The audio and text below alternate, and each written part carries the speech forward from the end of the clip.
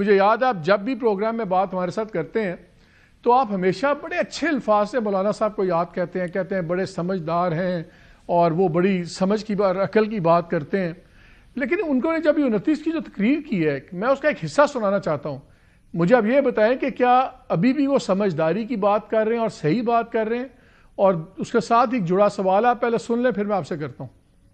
میں جرنیلوں سے بھی کہنا چاہتا ہوں، اگر آپ یہ سمجھتے ہیں کہ آپ پاکستان کو خوبصورت وطن بنا سکیں گے، میں پاکستان کی اسٹیبلشمنٹ کو بھی کہنا چاہتا ہوں، اس متکبر بیوروکریسی کو بھی کہنا چاہتا ہوں، اس مفاد پرست طبقے اور ان سیاستدانوں کو بھی کہنا چاہتا ہوں، اب آپ کے بس میں پاکستان کی خوشحالی نہیں ہے. تم راستے سے ہٹ جاؤ، اپنی ناکامی کو تسلیم کرو. اداروں کی قوت کو تم غلط استعمال کر رہے ہو. غلط حکمرانی کے نتیجے میں آج پاکستان میں قدم قدم پر اضطراب ہے، خون بہہ رہا ہے، حقوق سلب ہو رہے ہیں، قوموں کے وسائل پر قبضہ کیا جا رہا ہے، پاکستان کو انارکی کی طرف دھکیلا جا رہا ہے.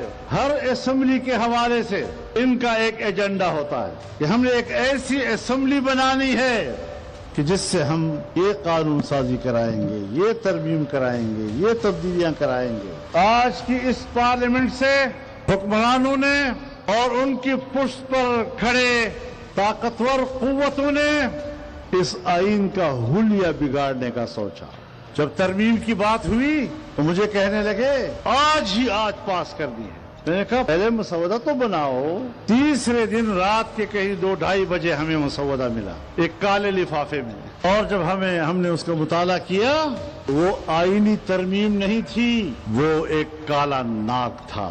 عدلیہ کا بیڑا غرق کر دیا گیا تھا اس کے اندر. جو کچھ اسلام آباد میں ہوا گزشتہ روز، ایک صوبے سے قافلے آ رہے ہیں، اس وقت تو آپ ان کے لیے راستے چھوڑ رہے ہیں، پیچھے ہٹ رہے ہیں، احسان جتلاتے ہیں کہ ہم گولی نہیں چلانا چاہتے تھے. جب وہ ڈی چوک پہنچ گئے پھر گولی کیوں چلائی؟ حکمرانوں کے اس پرتشدد رویے کی مذمت کرتے ہیں. تم نے جمعیت علماء اسلام کے ساتھ زیادتی کی، تم نے جمعیت علماء کا مینڈیٹ چرایا، اور اب حالات بھی قابو نہیں کر سکتے. تو پوری ایک رانا صاحب خوفناک قسم کی چارج شیٹ پیش کر دی ہے آپ پہ بھی، اداروں پہ بھی. اب مجھے بتائیں مولانا صاحب جو اتنے ناراض ہیں، اگر یہ بھی سڑکوں پہ آ گئے پھر کیا ہوگا؟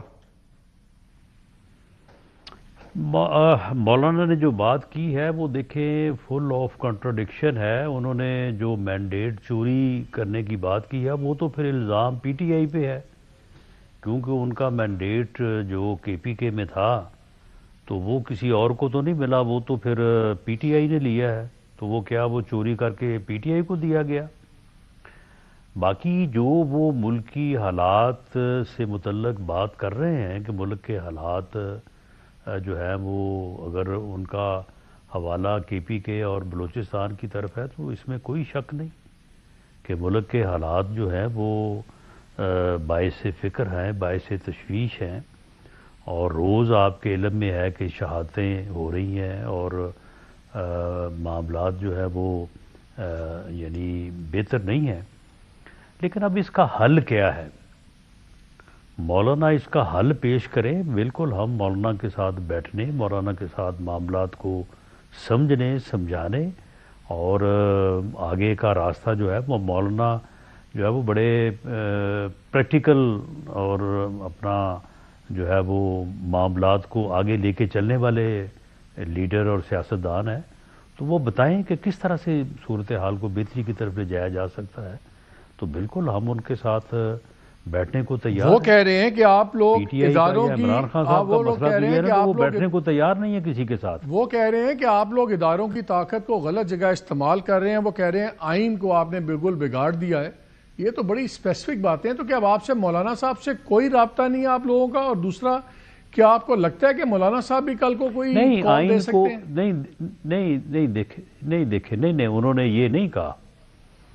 ان کا کہنا یہ تھا جو میں سمجھ سکا ہوں کہ جو ترامیم پہلے کی جا رہی یا جن کے کرنے کا ارادہ تھا اس سے آئین کا حلیہ بگڑ جاتا.